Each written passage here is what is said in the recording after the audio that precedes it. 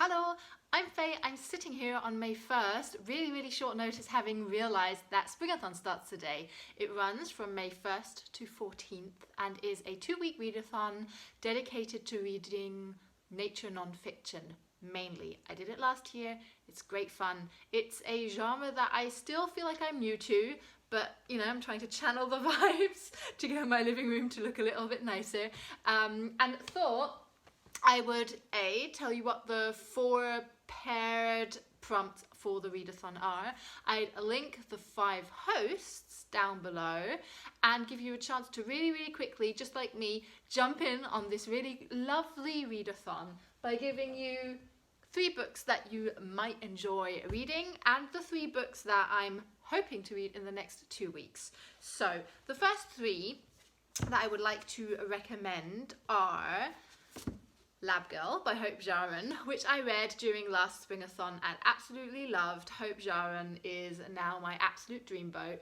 This is her story of becoming a professor for biology, basically. It runs through her family background and how she first got sort of interested in the subject matter. It talks about her relationships that she forms both in her work life and her private life.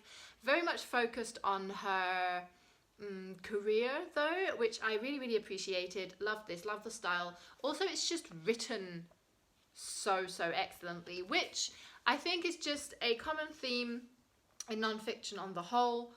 Guys, don't slack on your writing. Lab Girl by Hope Jahren, I've started pushing on loads of people. Then I'd also like to recommend this very shiny book that I don't really know how I'm going to show you this. Yeah, that's it. A Honeybee Heart Has 5 Openings by Helen, Jukes. Now this I partly read, partly listened to on audiobook, so it doesn't look very red actually. And this is the story of Helen in her 30s, basically being kind of, it reads like she's almost disappointed with her life, to be honest, which sounds more dire than it is. This isn't a very heavy read, but she goes all into beekeeping, the history of beekeeping, because she decides to try to have her own beehive and do that in the backyard of her house in the UK. I don't remember whether she lives in London or Oxford. Not sure. In any case, I really enjoyed this one, and I did feel like this was like a very book of the moment, as we are all sort of discovering the more domestic hobbies in a way. So I did really like this one, although it is tricky to show you that with the sun hitting in. I'm not going to complain about the sun. And then sun brings me to Wintering. Wintering by Katherine May has the byline, The Power of Rest and Retreat in Difficult Times. So again, one that might speak to you right now. I, little disclaimer, didn't absolutely love this one. I had higher hopes for it, but loads of people have enjoyed it, so I'm not going to keep it from you. In this, Katherine May basically talks about winter not only as a season, but as a sort of mental state, and how retreating, looking inwards is a really valuable skill that we have sort of forgotten about, but especially with the last year that we've had, has sort of been something that we've been forced to do to a certain extent.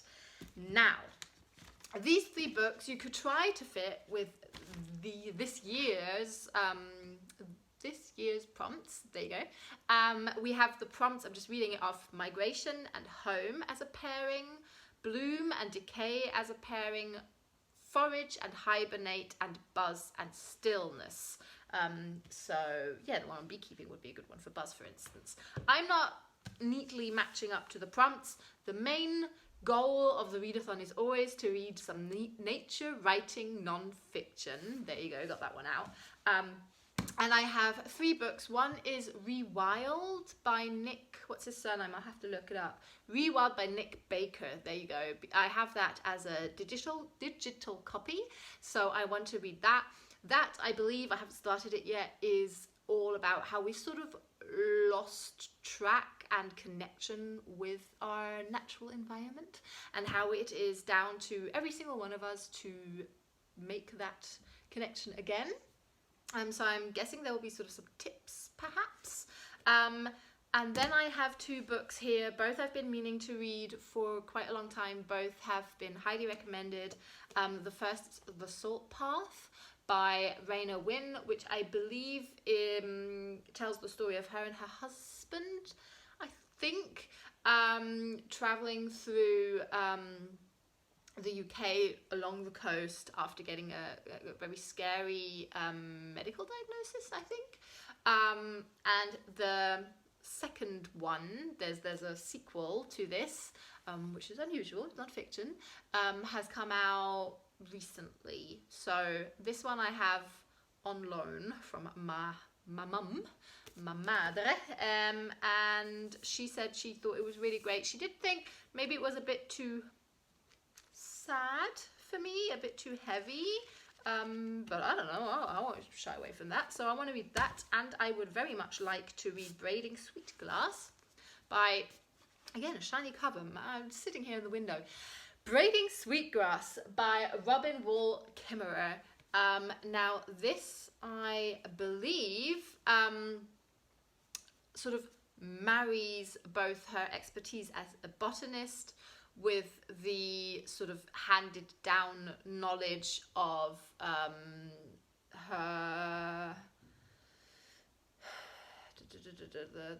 the native tribe that she is a part of. Does it? Yes, she's a member of the Citizen Potawatomi Nation.